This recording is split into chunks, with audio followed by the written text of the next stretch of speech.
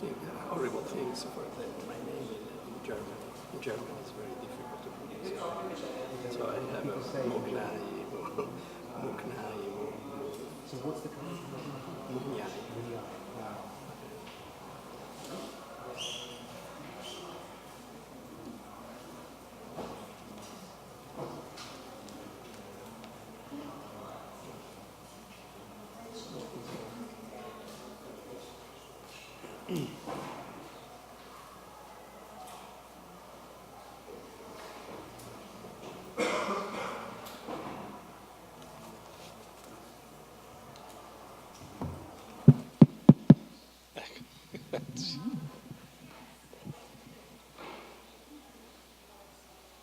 Forse si può chiudere. Si può chiudere, sì. Chiudo qui. Sì.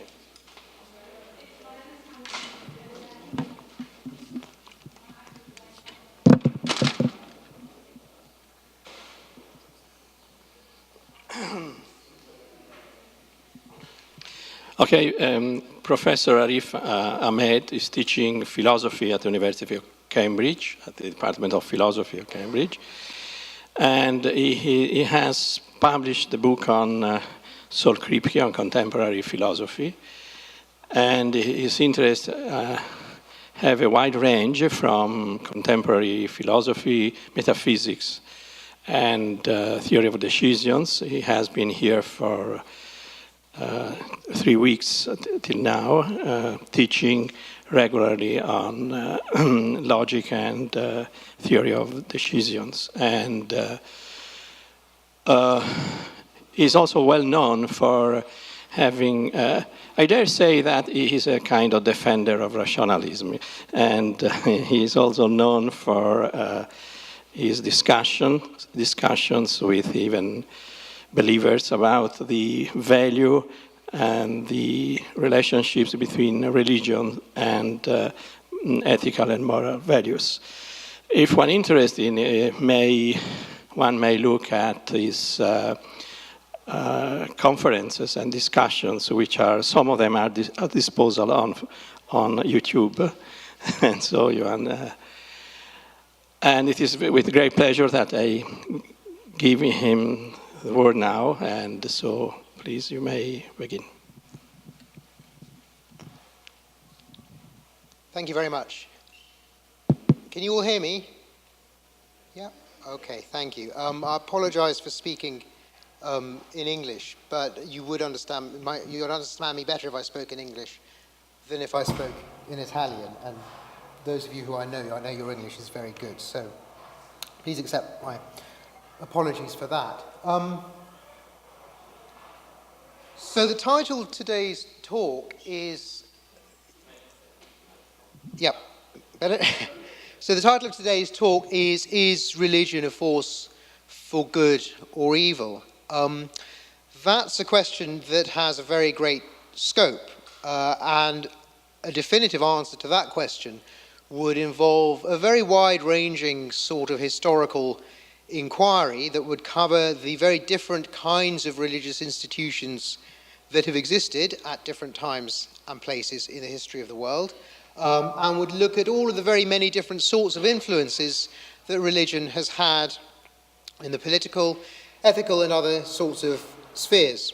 That would be a very big task, and possibly nobody is able to carry out that task by themselves. Certainly I'm not.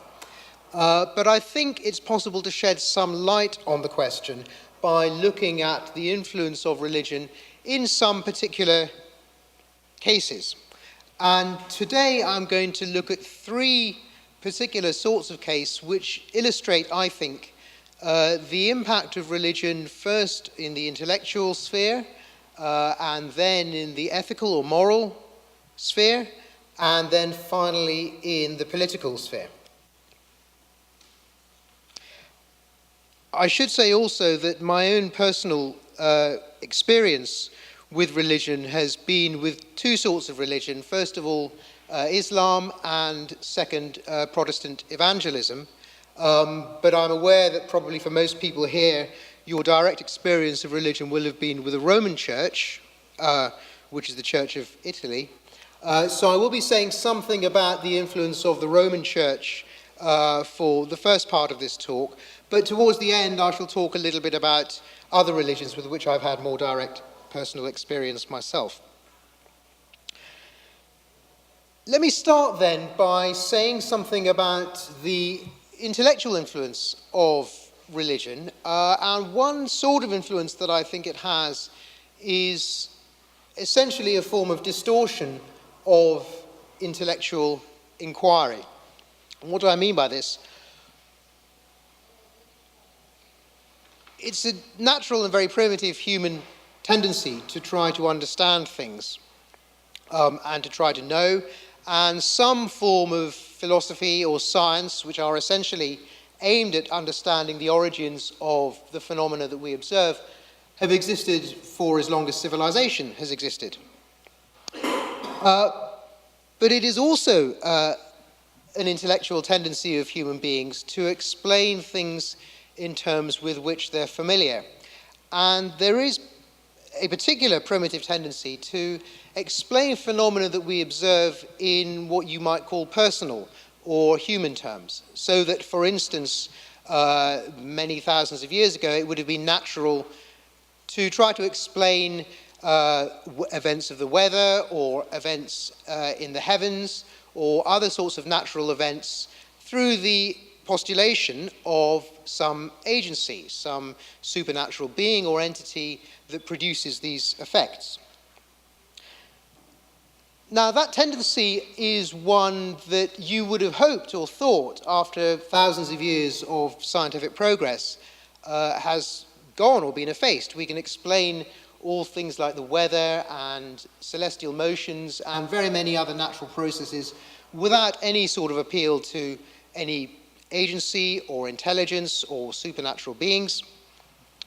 But it is, I think, one of the intellectually distorting effects of religion that it has promoted the survival of that primitive tendency, and in consequence, people are still likely to draw conclusions about the explanations of phenomena that they can't understand in terms of the operation of agencies, supernatural beings, when the evidence doesn't warrant this at all.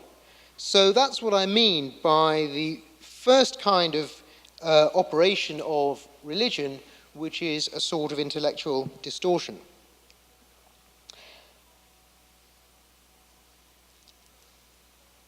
Let me start then by talking about, let me talk about two examples of this. The first sort of example is a kind of argument for the truth of at least one of the basic myths of the monotheistic religions, by which I mean Islam, Christianity, and Judaism.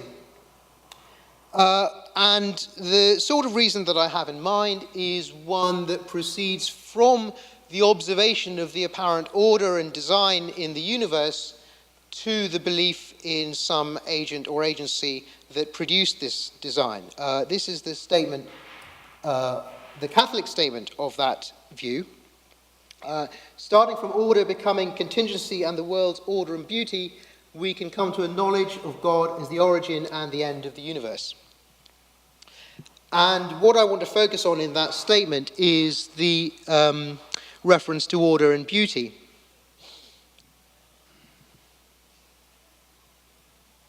The sort of argument that I have in mind, what's known as you can see, as the teleological argument, or the argument from design, is an argument that says that the universe seems somehow to be extraordinarily well suited or well fit for the purposes of the creatures that live in it, and especially for the purposes of human beings.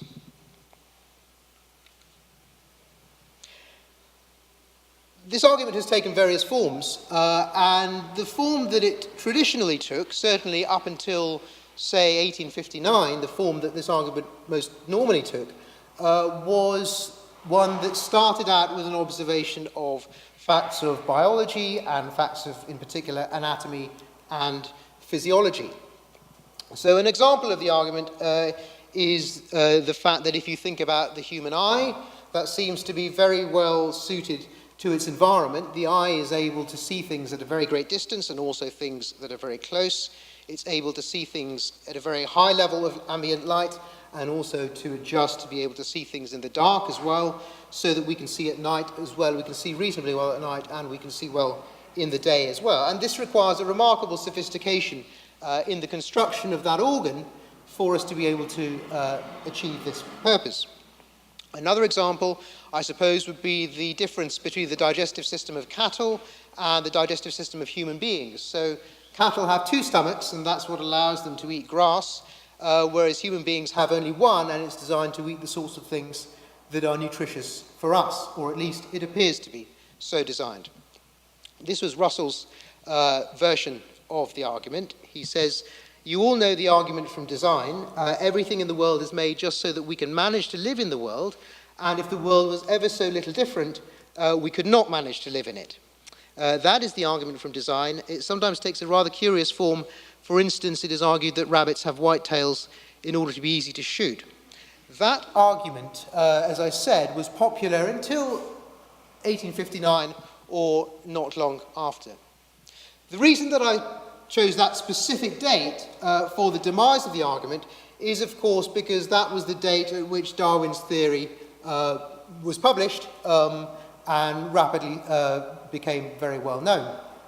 It's an extremely well-confirmed theory. This is the theory of evolution, and it's perfectly able to explain the appearance of design, at least in terms of physiological features such as the construction of the eye, or the human digestive system, or the digestive system of cattle, or indeed the fact that rabbits have white tails. It's perfectly able to explain all of those things without any appeal to some supernatural entity or agent who arranged things in such a way that they were fit for human purposes, or for the purposes of the animals that possessed them.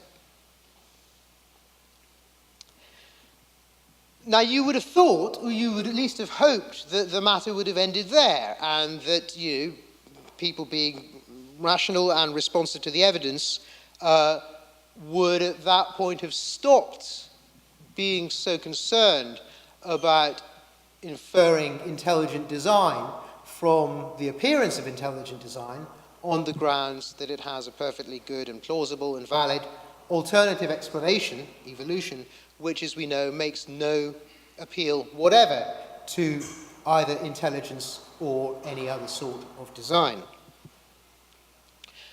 But in fact, and this is something that illustrates the tenacity of the primitive illusion that I started by mentioning, in fact, this argument too has adapted to the change in its environment, and the version of the argument that is now popular amongst scientists and theologians is one that's quite independent of considerations about evolution, or quite independent of Darwinian considerations.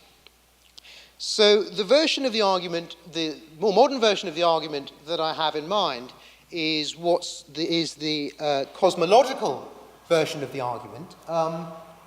And it starts out from a completely different observation from the one that I just mentioned.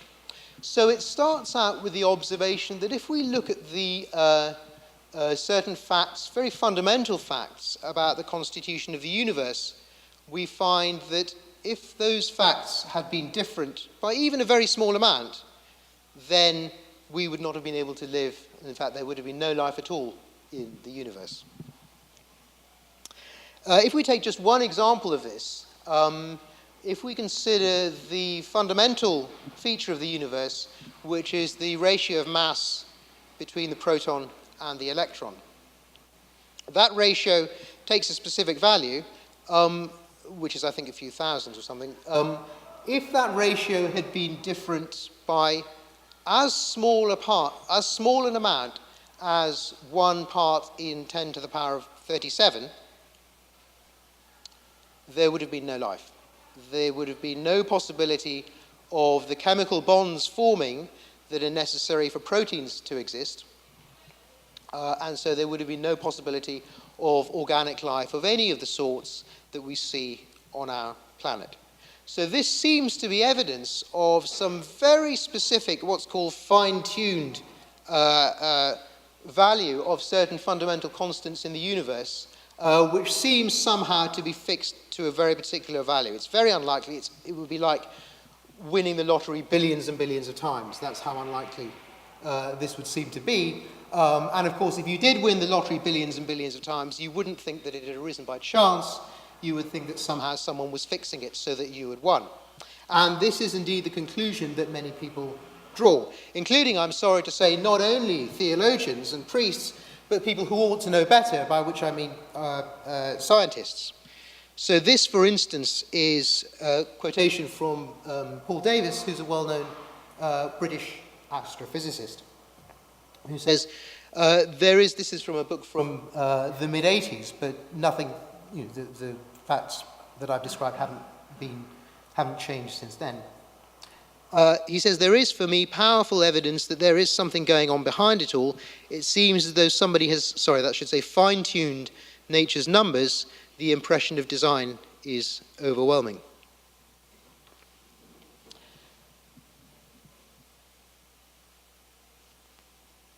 Well, of course, nothing in what I've said gives us any reason at all to draw this sort of conclusion, any more than the existence and operation of the eye or of the digestive system gives us any reason to draw a similar conclusion. And there are two sorts of grounds for this. The first ground for objecting to this sort of argument is, of course, that when I said that if these physical constants had changed by such and such a small proportion, there would have been no life in the universe. That's plausibly true. However, that gives us no grounds at all to assign any particular probability to the assertion that they took the value that they actually did. There's an essential and important contrast between the example that I gave about winning the lottery and the example about the physical constants of the universe, which even some sophisticated scientists seem to have missed, which is the fact that in the case of a lottery, we have very good reason to think that it's unlikely you would win the lottery by chance because we've observed a very large number of lotteries in the past. That's our basis for saying that it was unlikely. We've seen many lotteries in the past. We've seen that you've never won any of them. And we've seen that we have reasons on the basis of observing many lotteries for saying that the chance of anyone winning a particular lottery is, say, 1 in a million or 1 in 25 million, or whatever the figure is that's supported by our evidence. We have no evidence at all for considering it to be particularly unlikely that these mass ratios, took the value that they did rather than some other value. The only reason for assigning one probability rather than another in this particular case or in any other case can be from observations of repeated tests. But it's in the nature of the case, in the nature of this particular case, that of course there is only one universe and there's only one set of values that these physical constants took, only one ratio that these physical constants took. We do not have the data that you would need from observing many different universes created according to very many different initial conditions to suppose that that's particularly unlikely, or indeed that any mass ratio should be given the same weight of probability as any other mass ratio. And so the assertion that the thing seems to be some sort of extraordinary coincidence, which is implicit in this passage from Paul Davies, is something that has no support at all. It seems to be something for which there's no evidence and is just made up. And is, I think, an example, again, of the persistent tendency in human thought to attempt to postulate explanations in terms of a personal agency or some personal being or supernatural force when we can't think of the correct explanation of something. But that primitive tendency is no more valid when applied to this sophisticated example by astrophysicists or theologians than it was when applied to the observation of the crude order in the world around us by more primitive people who lived hundreds or thousands of years ago. I said that there were two reasons why this argument was hopeless. And that was the first one. The second one is that even if something like the conclusion is warranted on the basis of the evidence that I've described, nothing in that conclusion gets us anywhere near the sort of thing that should interest people who have an interest in religion. Let it be true, it isn't true, but let it be true that the physical constants in the universe do indeed speak of some sort of design, some sort of intelligent design. Nothing in that fact, nor indeed in any possible evidence that I could even imagine, gives us any reason for identifying that designer with the dubious character described in the Old Testament and the New Testament, who, rather than spending his time fixing the values of physical constants, instead takes a very unhealthy interest in what you and I wear, what we eat, whether we work on a Sunday, who we sleep with, and so on. And so for that reason, I think that we should separate any conclusion that can be plausibly drawn from this data, although I think it would be implausible, from any of the claims that are of interest to monotheistic religion. The best statement of the point that I've just made was due to David Hume, who in his dialogues wrote the following. In a word, he said, a man who follows your hypothesis, that is the hypothesis of the design of the universe, is able perhaps to assert or conjecture that the universe sometime arose from something like design, but beyond that position he cannot ascertain one single circumstance, and is left afterwards to fix every point of his theology by the utmost license of fancy and hypothesis. In other words, he just makes it up.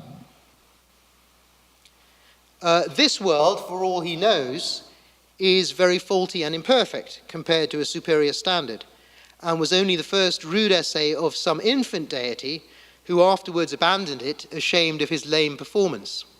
It is the work of some dependent inferior deity, and is the object of derision to his superiors.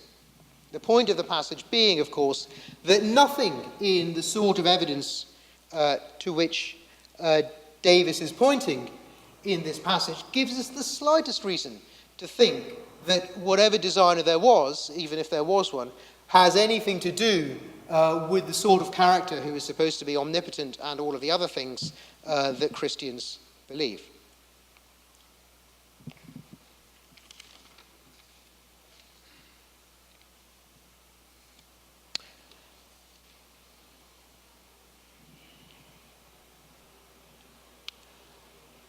Okay, so much for the first sort of influence that religion has. That is to say, for the sort of for its intellectual influence, and this is an example, I think, of the intellectual distortion that religious beliefs or their vestiges impose upon people, including intelligent people, who ought to know better.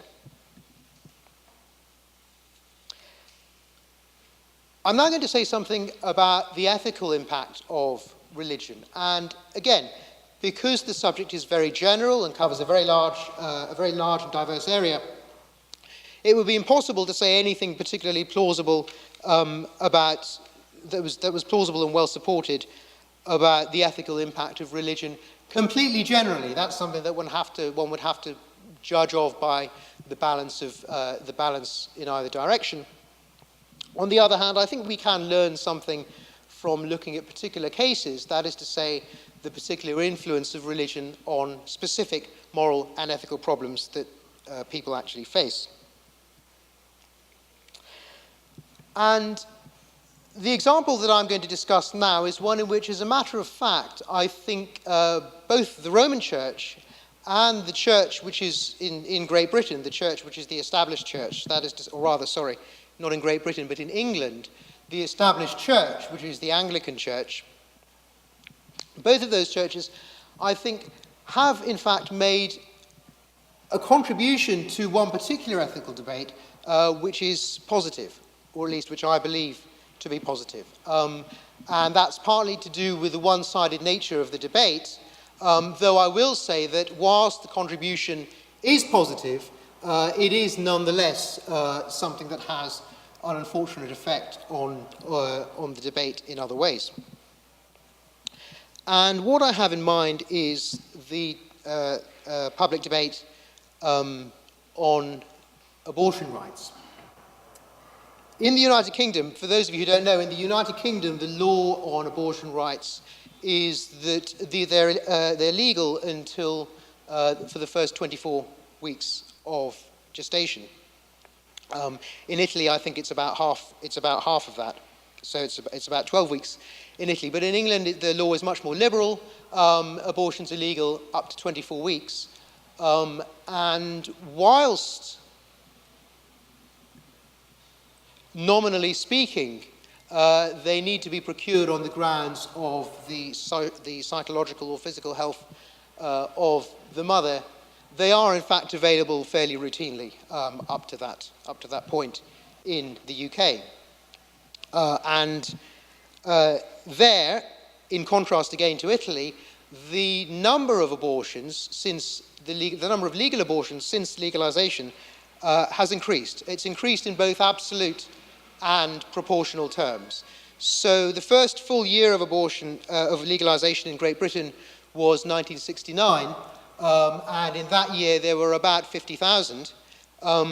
It's risen to not far short of 200,000 in 2011. And that's not because, for instance, the number of women between 15 and 45 has increased. In proportional terms, that is, as a proportion of the number of women between those ages, the rate of abortion has approximately tripled as well. In Italy, by contrast, I believe that the numbers are A, smaller in both absolute and proportional terms, and B, have decreased, have fallen since the peak, which was in the early 1980s.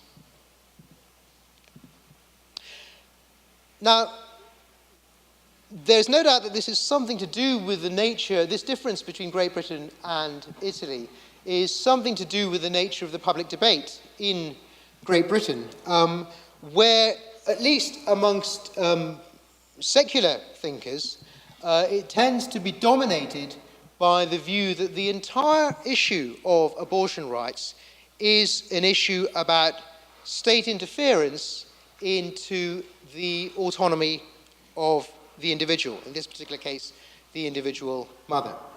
So, for instance, this passage, this is in fact a passage from an influential paper on abortion which was published in the United States at around the time of the Supreme Court ruling on abortion in the early 1970s. But it well captures the general view of, I would say, most otherwise enlightened liberal people in Great Britain. What the passage is stating, I won't read it out, but I'll just summarize it. What the passage is stating is that the important thing to think about in this case is the mother's ownership of her own body. And the right to an abortion, the right to terminate a pregnancy, is an extension of the right of control over your own physical body. Accordingly, any state interference in abortion, any attempt by the state to regulate it or restrict it or to prohibit it, should be no more acceptable in a liberal society that respects individuals' rights over themselves than any other attempt of the state to restrict what somebody does to one's own body. Of course, there are such restrictions in other areas, so whilst one is allowed in most Western countries to smoke and drink, there are other drugs that you're not allowed to take, so there are some, even if it does no harm to anyone else, so there are some restrictions, but those too could I think reasonably be objected to on these grounds. In any case, the main point that I want to make now is that the secular side of the public debate in Great Britain on abortion is dominated by the sort of view that Judith Thomson states in the passage that I'm just describing. A view which she says was one that was exclusive to women, but certainly nowadays in Great Britain that's not true.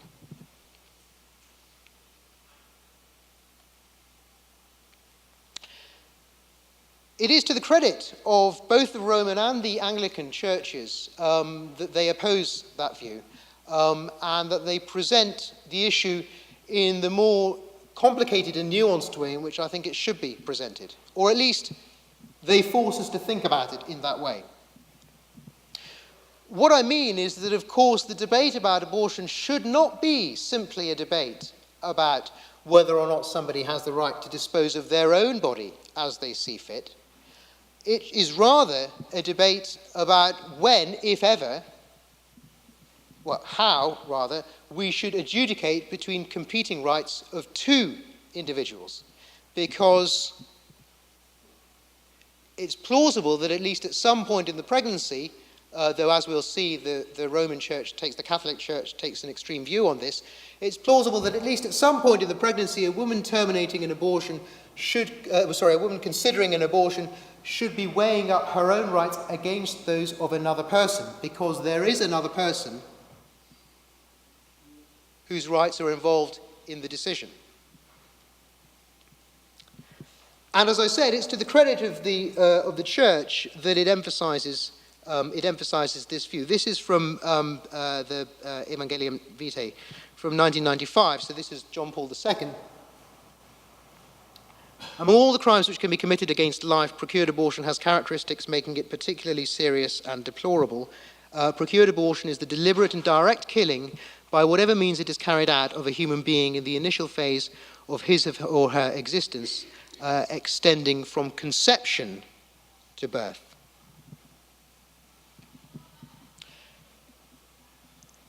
Although the Church of England characteristically never officially puts it in quite such forthright terms, it does agree that the procuring of an abortion is a grave sin, and for largely the same reasons. Namely, that in that particular case, it involves the killing of a person, an innocent person, in the interests of somebody else. And whilst it may be true that, for instance, in order to save your life, it's morally permissible to kill another person, it is nevertheless hard to see that such practices can defensively be sanctioned, and in fact, in the case of Britain, financed by the state in all the cases in which they do actually take place. So this is one area, I think, where religion has in fact had a positive effect and has been a sort of counterweight to what I consider to be a somewhat one-sided secular view of the question. On the other hand, I don't think it would be correct to leave the matter there, because I think that the Church's pronouncements on this do themselves deserve further scrutiny and criticism.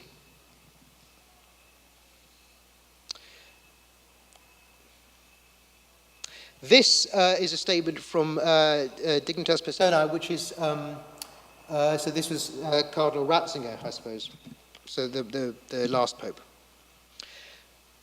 Although the presence of the spiritual soul cannot be observed experimentally, the conclusions of science regarding the human embryo give a valuable indication for discerning by the use of reason a personal presence at the moment of the first appearance of human life. How could a human individual not be a human person? The human embryo has, therefore, from the very beginning, the dignity proper to a person. If you like, you can think of that passage as a sort of elaboration on the very last sentence of the previous one. So the previous passage from Evangelium Vitae said that the human being's existence extends from conception to birth, and obviously beyond, but the important point being that it begins at conception. And this passage confirms it, where it says the human embryo has therefore from the very beginning the dignity proper to a person, and it's something that appears at the first appearance of human life, which of course is at the moment of conception. Well, there are some people whom I've heard deny that life begins at conception, but whatever else you think about this issue, certainly life begins at conception. If you think that a plant is alive, or a bacteria is alive, or an animal is alive, then you must think that a fertilized egg is alive. Now, why am I saying that I think this makes the debate, this also simplifies the debate or makes it too one-sided? Well, the reason is that whilst I agree with the Church's position that, at least in some cases, the decision whether or not to terminate a pregnancy must involve the balancing of two competing rights, that is, rights between the rights of the mother and the rights of the unborn child or fetus or whatever you want to call it. Nevertheless, I don't think that you have to hold this position on the basis that human rights begin and the right to life begins at the point of conception. What makes it plausible to think that? What makes that view seem inescapable is, of course, the commitment of the Church, as stated here and elsewhere, to the belief that a human person has a soul being a single, if you like, psychological or spiritual entity that is the subject of experience and the bearer of values and the bearer of guilt and so on. And this soul is something that starts at the beginning of your life and continues to exist throughout your life and ceases to exist when you die.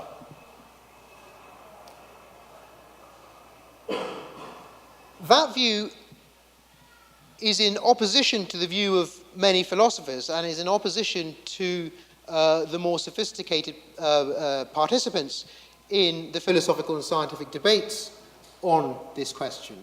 Because, of course, there is no philosophical compulsion to think that a human being is a single thing that starts to exist when it begins and continues all the way through until death. A different way of thinking about a person would be in the way we actually think about, let's say, a country. So this was the analogy of David Hume. A country, let's say Italy, for instance. Italy has existed for about 150 years and will continue to exist for many thousands of years, no doubt. Or will soon cease to exist, perhaps. There is no one institution, possibly, or no one person, or no one thing that began to exist when Italy began to exist and will cease to exist when Italy ceases to exist. Certainly no person has been alive throughout that period, not the monarch or the president or anyone else. Nor perhaps, or even if this is the case, it needn't be the case, has any one institution continued to exist throughout that time. Rather, Italy is a complex of a variety of different interrelated persons and institutions, some of which will cease to exist, others will start to exist later, and they'll continue to stand in this complicated relationship. So although we can't point to one single thing that persists throughout the lifetime of Italy, we can nevertheless say that Italy itself has existed for 150 years. That is, in the manner of a complex object, not in the manner of a simple object. And the point of the analogy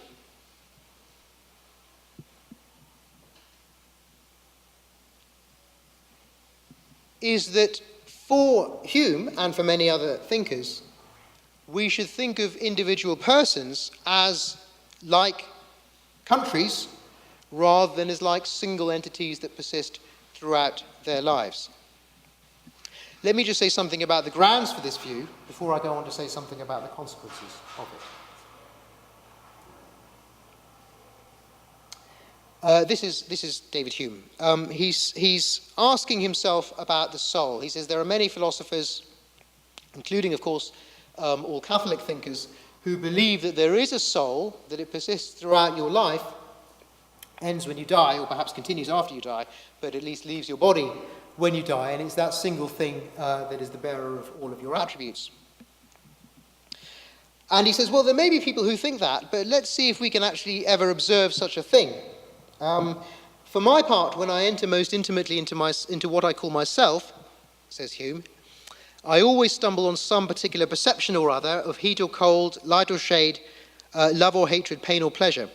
I never can catch myself at any time without a perception, and this is the crucial bit, and never can observe anything but the perception.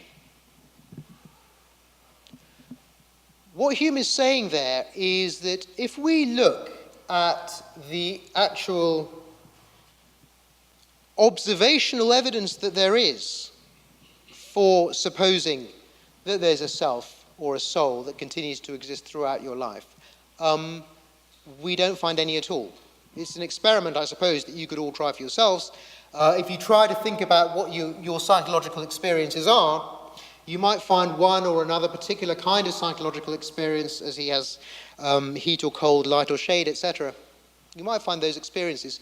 But you're never actually aware of some single thing that's persistent at all times in your life and that you experience at all times whilst you're alive.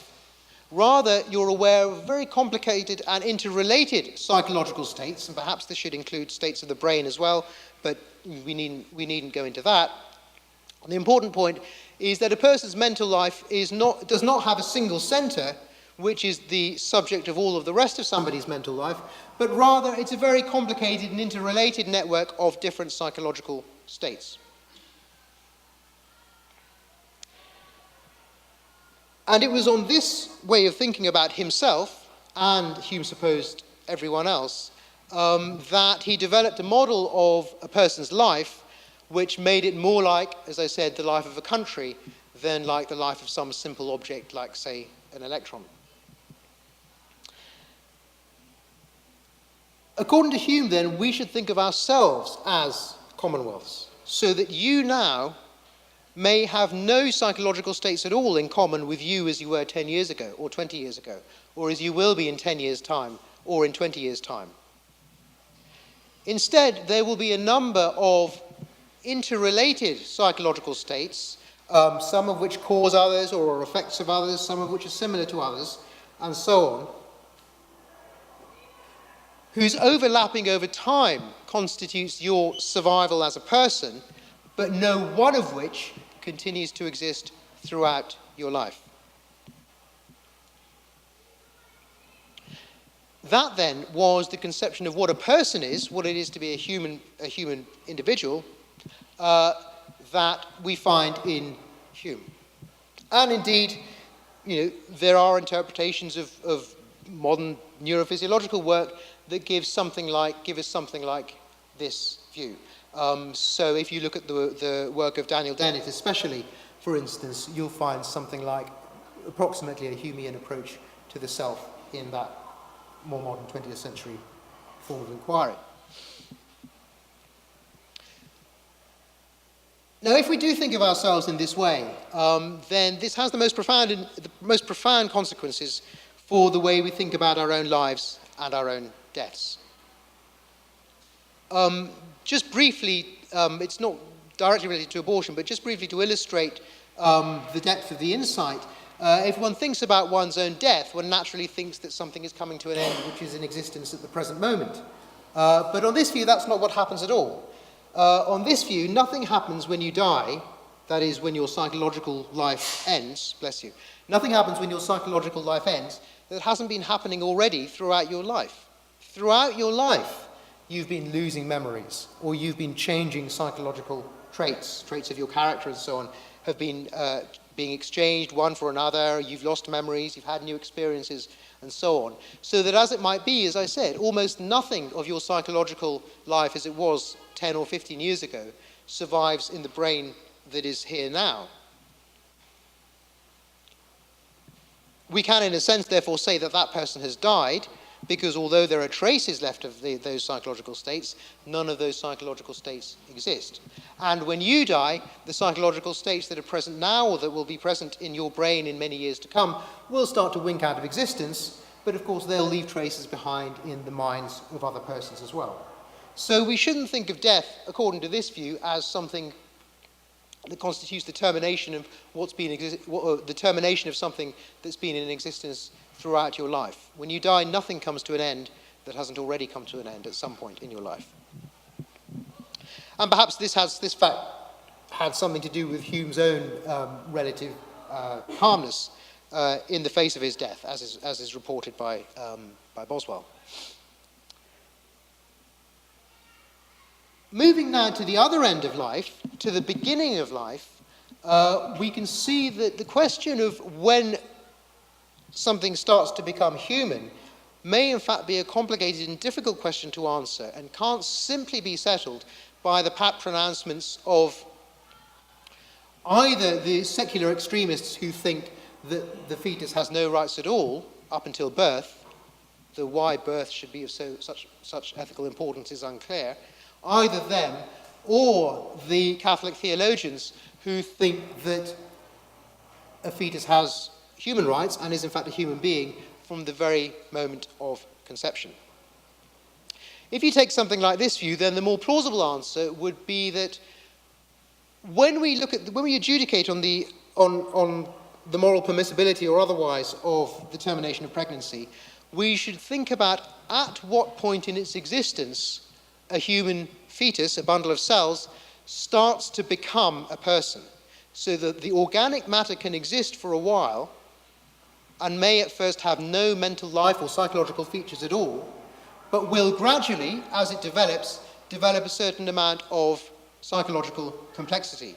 So the fetus doesn't, the zygote does not feel pain, but at a certain point the fetus does feel pain. The zygote may not have any other sort of mental states or any primitive cognitive states or anything like that, but at a certain point of development, either before or after birth, it does acquire cognitive mental states. And the sort of complexity that is involved in making something a human being is not, therefore, the snapping into existence of a single, simple soul, but it is rather the development of something that we can measure by thinking about the sorts of the stages at which the brain develops at different points in the ways in which the brain develops at different points in pregnancy. So when, for instance, in this passage from Dignitas Personae, Ratzinger says, the conclusions of science give a valuable indication for discerning by the use of reason a personal presence at the moment of the first appearance of human life. How could a human individual not be a human person? Well, when he says that they give a valuable indication for discerning by the use of reason a personal presence at the moment of the first appearance of human life, that's simply false. Okay? They do not give anything of the sort. If by the first appearance of human life we mean the fertilization of the egg, then there is no reason at all to think that at that stage we have any of the sorts of psychological complexity or interrelated states that would constitute the fertilized egg as anything like a person. That thing continues to exist, but becomes a person at a certain stage in its existence, just like a community might, after a while, become a country at a certain stage in its existence, when it's acquired the right kind of complexity, not at the appearance of some simple object as such as the soul, as is believed in by Catholic dogma.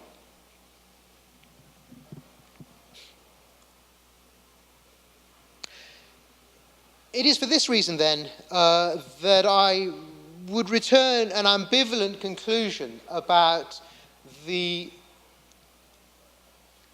influence of religion upon this particular ethical debate. I should emphasize that it's ambivalent. I am generally opposed to all forms of religion. I think they're wrong and absurd. But I would say that as a matter of fact, and given the present climate, certainly in the United Kingdom, things may well be different in Italy, it is fortunate that there are at least some people, though they may happen to be religious, there are at least some people who oppose the dominant secular view. The dominant secular view, which is that it's simply a matter of the rights of the parent, is one that I think is far too simplistic and one-sided. On the other hand, the reason that I'm ambivalent about it is that I think the opposing view, as stated in the encyclicals that I mentioned, is also far too simplistic and one-sided, and that if we approach the question with the proper degree of sophistication as shown by Hume in the passage that I mentioned, we'll at least be able to see what kinds of investigation would help us come to what I think will be reasonable and ethically defensible answers to this question. So as it might be, for instance, it would be defensible perhaps to say that the correct point at which abortion becomes permissible, this ceases to be permissible, is the point at which the fetus starts to feel pain, let us say. That might be reasonable, and if that's 20 weeks or 24 weeks, that would be a reasonable point, but if it's less, then that earlier stage will be a reasonable point as well.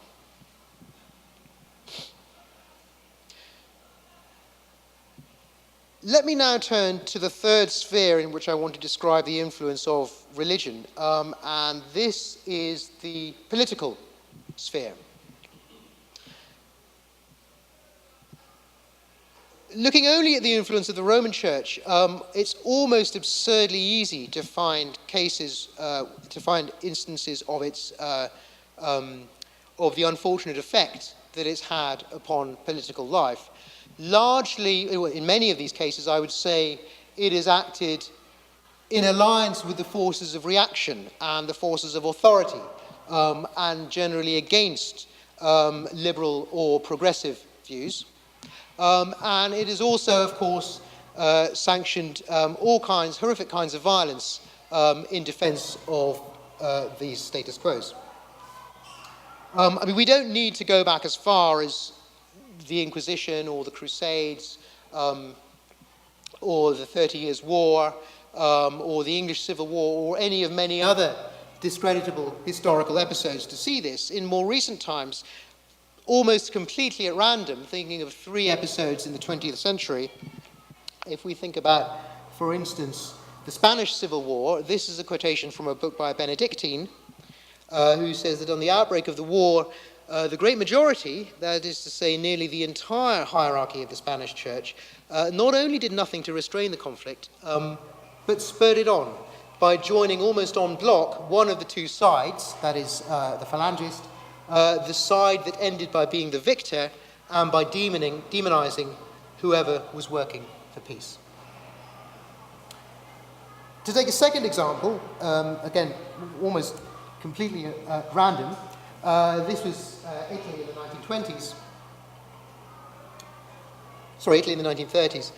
Mussolini's anti-Semitic laws were backed by leading Catholic periodicals and praised by the rector of the Catholic University of Milan as part of the terrible sentence that the deicide people has brought upon itself and for which it goes wandering the world, unable to find peace, the peace of a fatherland, while the consequences of that horrendous crime pursue it everywhere and at all times. Now, I should say, of course, that quotation from the rector of that university is, from his own perspective, completely correct, because, of course, as you all know, there is a passage in St. John which explicitly pins the blame for what Christians regard as the deicide upon the Jewish people, and not only upon the particular Jewish individuals who were present at Calvary, but on all of them and all of their descendants for the rest of time. Of course, this is a manifestation of another and different sort of primitive right, primitive belief, which was the belief in collective guilt. So nowadays, in enlightened modern societies, you would hope or you would think that people are responsible for what they have done, not for what their parents have done or for what other people whom they may never have met have done, and you should perhaps justly be punished for something that you yourself have done. But it isn't considered the mark of a civilized society, I would say, to punish somebody for what his brother did, or what his father did, or for what somebody of his same race did. In fact, that would be a particularly savage and barbaric view to take. It is, however, the view of the Catholic Church, at least as stated in St. John, and as stated by this particular person, who gives in as concise and straightforward a way as you could imagine the reasons why the Catholic Church would have been entirely consistent to support, as it has done through history, the persecution of the Jewish people. The third example is more recent. The third example it's more recent and also less recent, and it concerns the disaster in Rwanda in 1994, which, as you all know, was an episode of the massacre of the Tutsi minority population by the Hutus. The African Union, the Organization of African Unity, published a report in 2000 called Rwanda the Preventable Genocide on this episode, in which it blamed a very large number of organizations around the world, including the French government, the Belgian government, and the Catholic Church. One of the things on which it blamed the Catholic Church was the racial views that were taught to Rwandans at the time when Catholic missionaries were present there and working with the Belgian colonial power. This view, which they thought underlay the massacres in 1994, the Hamitic ideologies, it said, of which it says, much of this ideology was simply invented by the Catholic White Fathers. These were the missionaries, Catholic missionaries in Rwanda, missionaries who wrote what later became the established version of Rwandan history to conform to their essentially racist views. We have seen, the report continues later on, the unfortunate role played by so many Catholic clerics and the hierarchy in general during the genocide, from being active accomplices of the genocidaires to accusing Tutsi rebels of provoking the bloodshed to blaming the atrocities on both sides. As I said, these are three examples taken almost completely at random from the history of the 20th century of discreditable episodes in which the Catholic Church has been involved in politics.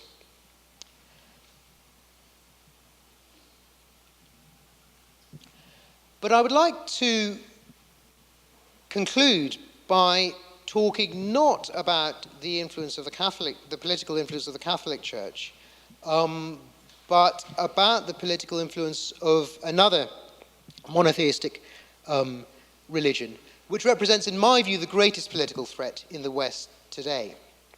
I should say it's not so large a threat, to my knowledge, in Italy as it is in northwestern Europe.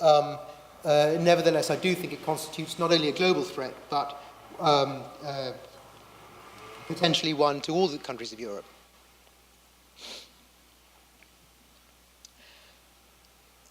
This religion, the religion that I have in mind, is one that was, well, it was founded about 600 years after Christianity by an illiterate Arab merchant who, at a certain point in his life, started hearing voices. And what the voices were telling him were later written down, and it turned out that what the voices had told him was rather poor plagiarization of the Old and New Testaments, missing out some bits and adding other rather more fanatical and unfortunate bits. This religion is very powerful. It controls some of the most powerful, or certainly some of the richest countries in the world, and in a particularly nasty and virulent form controls Saudi Arabia, which is one of the richest countries in the world, and represents, as I said, an extreme threat to our life in the West. The threat that it represents, or rather the form of the threat that I want to focus on today, is to the liberties that many people in the West have died to secure for us and to preserve for us, in particular the liberty constituted by freedom of expression, which includes freedom of speech. I will be talking a little bit about Britain now, so I think I should probably say something about some relevant facts about British history. One of the means, then, by which Islam threatens freedom of speech is through a sort of indirect means. That is to say, through the connivance of often well-meaning liberal people in the host population. Many Muslims are immigrants, though many Muslims are not immigrants, but certainly the majority of people in Great Britain and other Northwest European countries are either irreligious or Christian, at least nominally. But many people, many of them well-meaning, assist in the threat to freedom of speech that Islam constitutes through well-meaning beliefs, actions, and in the case I'm going to consider, legislation. And the reason for this, at least in Britain, is probably mixed up with the unfortunate history of racism in Great Britain in the recent past. So you may know that there has been mass immigration into Great Britain from the Caribbean and then from South Asia since not that long after the Second World War. And this provoked vicious and virulent forms of racism amongst not only politicians and people who ought to know better, but also amongst many ordinary working people in the 1960s, the 1970s, and the 1980s, which in Britain were marred by a number of race riots. It was partly in reaction to this, and an entirely justifiable reaction and revulsion towards this sort of attitude, that many liberal people in Great Britain now are, of course, not only strongly opposed to racism, but willing to enact legislation in order to restrict it. As well as legislation, it's socially prohibited. Nobody in most of British society, you would be shunned if you openly expressed any form of racist views.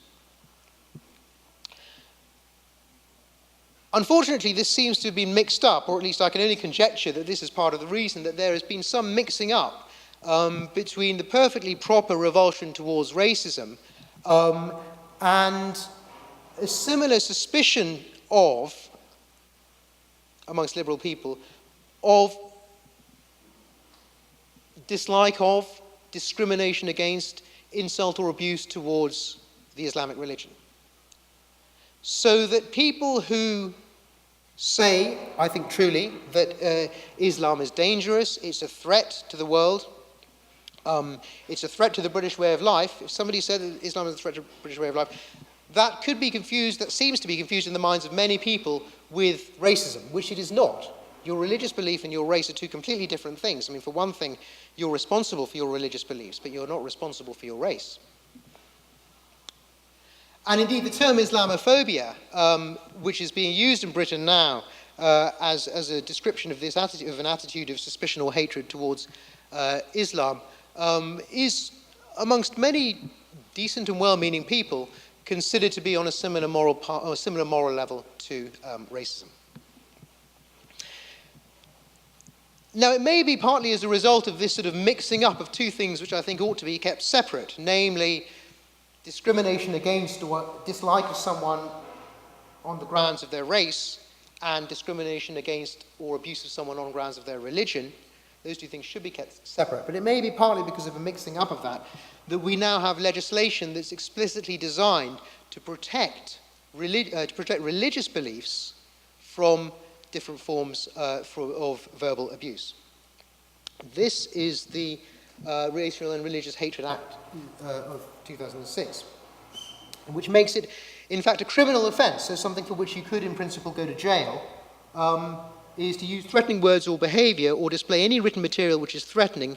If you do that, you're guilty of an offence if you intend thereby to stir up religious hatred. Now, of course, in the United Kingdom, the interpretation of these acts is in part down to judges, and there's obviously a danger that an act like that is going to restrict or censor a variety of forms of speech which I think are entirely legitimate and aimed at criticising Islam, or Christianity for that matter, in the most extreme and virulent terms, which indeed is what I think they deserve. It's probably also true that the Quran and the Bible ought to be banned on the basis of this legislation, though nobody's actually brought a case against them. But that's, if you like, a sort of ironic side effect of the legislation, which was intended to was intended to suppress religious hatred, but is an inevitable consequence of the sort of factionalism that arises between the monotheistic religions, and indeed between sects within each religion.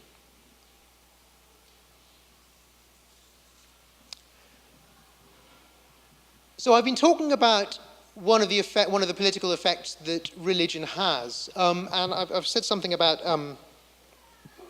what I call its indirect effect upon freedom of speech. That is to say, through often well-meaning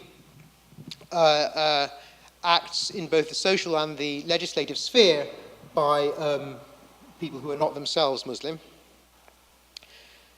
The other sort of effect, the other sort of effect is more direct on freedom of speech, and this is through the explicit threat of violence.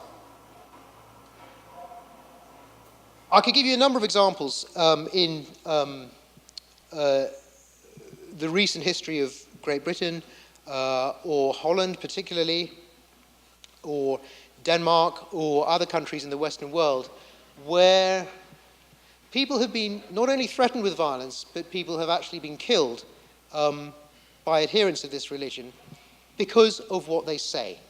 And this is in Western countries, which are supposed to be the freest countries in the world. The most famous example, I suppose, is the case of Salman Rushdie. So this is a case which you all know goes back to 1989. And this wasn't even a case where somebody explicitly made direct statements aimed at criticizing Islam, but somebody wrote a fictional account which contained allegedly the sort of depiction of Muhammad that was considered insulting. As you know, the Iranian spiritual leader at the time issued a fatwa against him, and he's been under threat of death since then. Violence has also been threatened against and carried out on people who have translated his work and published it in the UK and elsewhere. Another example which relates directly, which was in fact what prompted the demonstration in London in 2006, I think, that's depicted on the slide, was the case of the cartoons in Denmark. So what happened was that a Danish newspaper published various cartoons. They were, many of them were tasteless and unpleasant, but that's completely irrelevant when it's a question of freedom of expression. It published a variety of cartoons which depicted Muhammad, and this is against Islamic beliefs. There were demonstrations around the world in which some 200 people died, and there have been death threats against a number of Danish and other citizens in consequence of this. Now, as well as actually threatening to kill, and in fact killing people who say things that they don't like, the adherents of this religion, by their example, have of course managed to discourage many other people from saying anything at all that would be considered critical of that religion. And this is a sort of proleptic, if you like, restriction on freedom of speech. One example of this, which is related to the cartoons episode that I've just described, concerns a book that was published by Yale University Press about 5 or 6 years ago, which was a book about the cartoon episode. The book was called The Cartoons That Shook the World, and it was supposed to be about the publication of the cartoons and the effects thereof. That book didn't contain the pictures themselves, which caused all the trouble. And in a statement about this, the statement is still available on the University Press website, the director of the press says the following. He said, "Would including the illustrations enhance the book?" Yes, the easy answer is of course yes. But they didn't include them for this reason, he says. The overwhelming judgment of the experts was that there existed an appreciable chance of violence occurring if either the cartoons or other depictions of the Prophet Muhammad were printed in a book about the cartoons published by Yale University Press.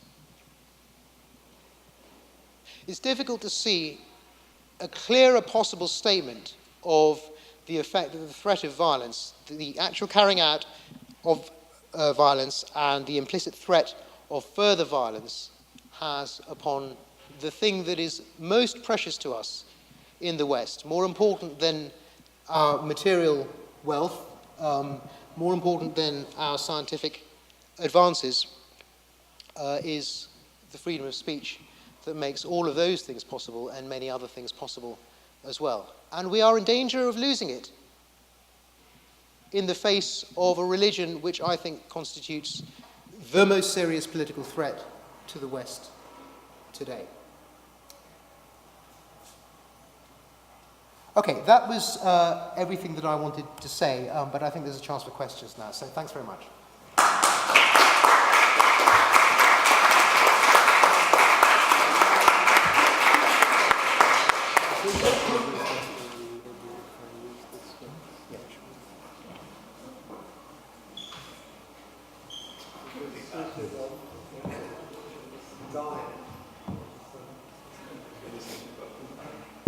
That's great. So, yeah, we're having some time for questions now, and I should stress and emphasize that questions can be asked in Italian as well, and we can translate them for Arif if you like, on the general overview, specific points, or maybe even points that haven't been addressed directly, but are in the general region of this fantastic overview of the problem that Arif pointed out to us. So, are there any comments or questions?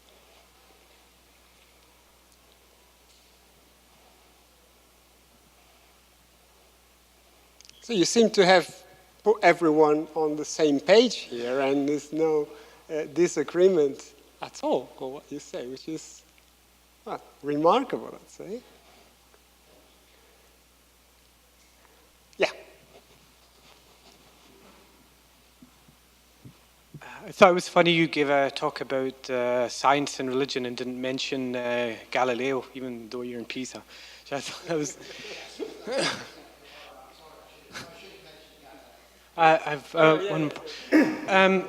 You were saying earlier that a lot of well-meaning liberals are maybe getting confused when they see Islamophobia as akin to racism. But the fact is that a lot of these right-wing groups, like the EDL and the BNP, are actually using Islam in the same, discriminating against Muslims in the same way that they were discriminating against blacks. It's the same people, it's the same ideology, except now they've moved on to Muslims. And basically, yes, although there are like minorities of Muslims that are kind of out there and talking about beheading people who kind of offend Islam, most Muslims aren't like that. But the fact with Islamophobia is that groups like the BNP, the EDL, these other right-wing groups are tarring all Muslims with the same brush. And in that sense, I think it is akin to racism, at least, in that it's making these kinds of generalizations of a whole group of people, it's demonizing a whole group of people on the basis of the actions of, say, a minority. And that's why I think that it's maybe a bit more complicated than saying, you know, liberals, they're kind of woolly-minded and they're kind of feeling guilty about the racism that occurred during the 70s and the 80s. I mean, because it is, like, these groups are the inheritors of, like, the National Front ideology and so on. And if you read their literature, it is basically focusing on Muslims coming over here. They're kind of, you know, the bus driver has to kind of stop the bus so he can go and pray. Things like this. Even in the tabloids, there's a lot of these stories that are actually, you can say, they're demonizing Muslims. They're kind of spreading kind of hatred against this group. And even though there are, as you say, there are people, Muslims, who are behaving in a very, very kind of, in a way that is kind of, you know, against the whole kind of principles of free speech, I wouldn't say that, you know, it's enough to kind of say that all Muslims are then a threat. Thanks. Thank you. I agree with the first thing that you said. I mean, it's perfectly true that many of the people who hold racist views also hold Islamophobic views. But the fact that two views are held by, that there are people who hold both views, doesn't mean we shouldn't discriminate between the views, though it does indeed mean that this might be something to do with the explanation for their confusion. And I certainly don't think that it's grounds for wanting legislation that deals specifically with religious abuse, insult, or hatred of religion, when in fact we have, perhaps not adequate, but we have at least some legislation that also is directed specifically at, and correctly in my view, at racist views. But you're quite correct that the EDL and these other groups, which are sort of the inheritors of the National Front, use Islam as a sort of stalking horse, if you like, for basically people of a different colour who they don't like. And that's one of the reasons why these things have been confused. I mean, it's one of the reasons I feel obliged to talk about this particular topic is because A, I have a Muslim background, so I have personal experience about religion, and B, I'm myself from an immigrant minority family, and visibly so. So people are less likely to think that I'm a racist if I say things like that than if, say, Lee Griffin were to say something like that. I think it's something for which we should blame these groups, that it makes it difficult to make this point without coming across as a racist, and I agree with you on that. Yeah. Oh, on the other point, which was to do with the difference between a violent and vicious minority and a majority who are not like that. It's probably true, but there's no other religion in which even a minority in the Western world behaves in anything like that way. So we have, the closest you could come to it amongst Christians, I suppose, is in the United States, where there are sometimes death threats, and I think once or twice have been carried out against doctors who perform abortions. And of course that's wrong in its threat of violence, but I would say that is more or less a fringe view, whereas the views that I'm describing, for instance, the killing of people who leave Islam, or the permission to treat like cattle people who don't belong to that religion, are central, in my view, to the religion, and generate, as a matter of fact, a direct threat to our freedom of speech. So there is a difference of degree between the Islamic case in Great Britain and Holland and elsewhere, and the Christian evangelist case in the United States. But it is, you're right that it's a difference of degree. I don't think that should stop people from speaking out against it. Are there more questions or comments? Yep.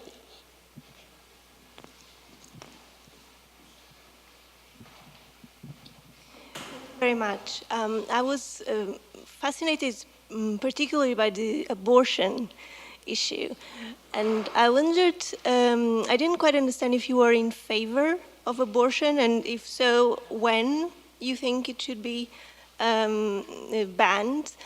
And the reason why I ask is because the argument that you exposed is in a way trying to gloss over the church's attempt to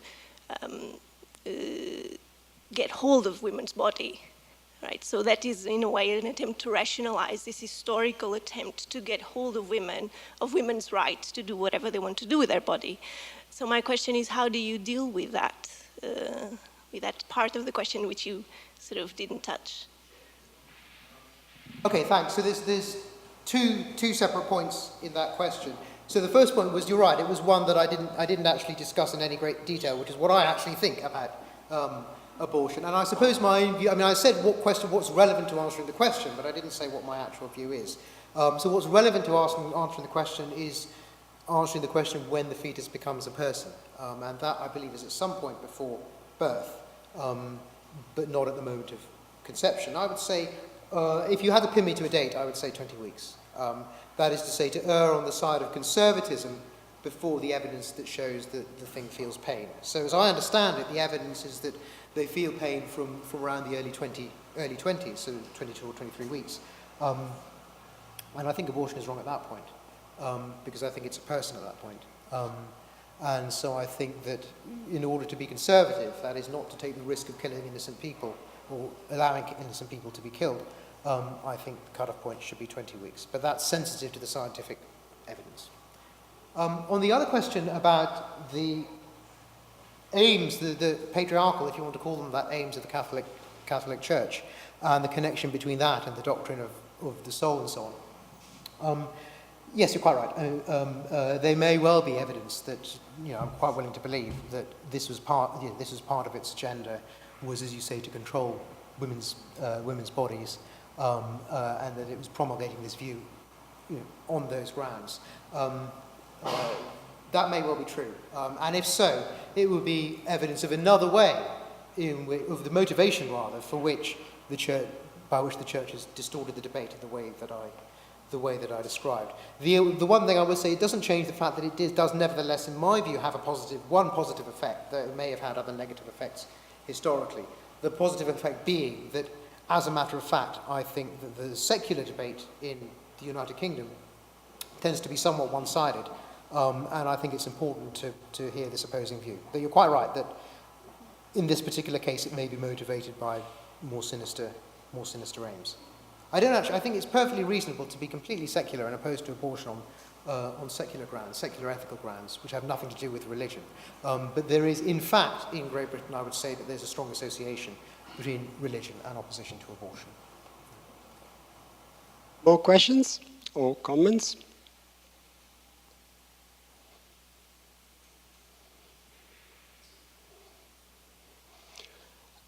If if I'm allowed, I have one. In fact, it's an exercise I do with myself of trying to be, well, let's say try to play God's advocate, right?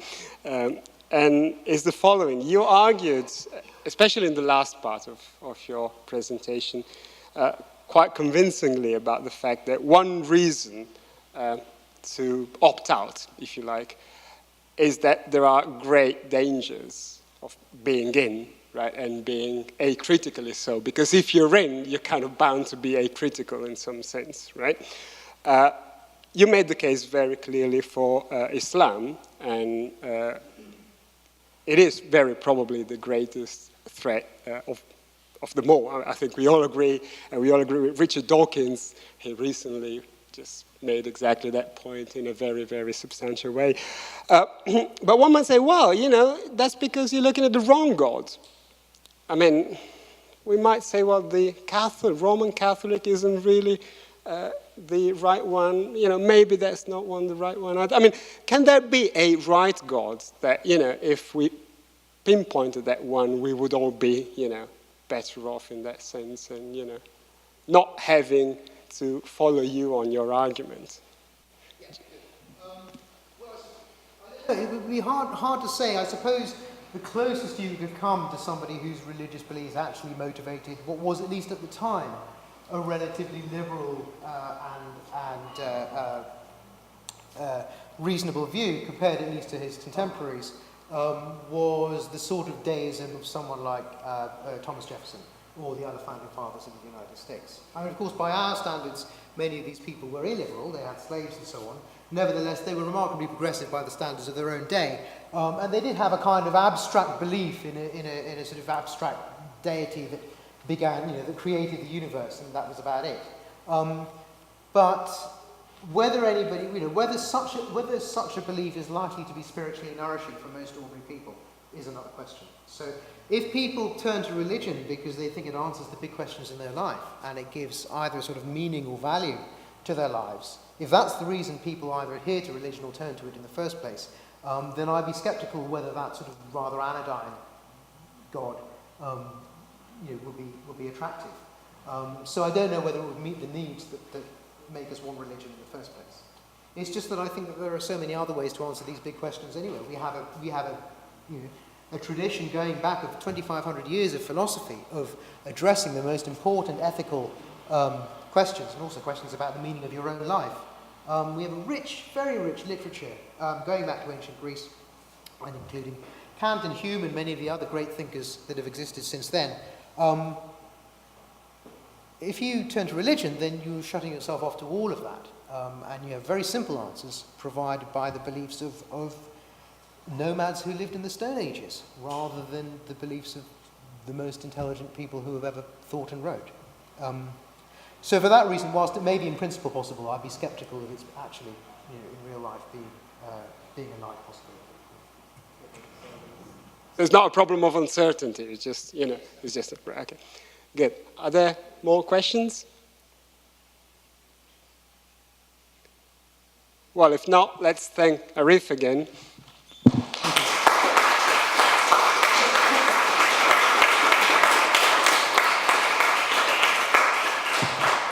And thanks all of you for coming.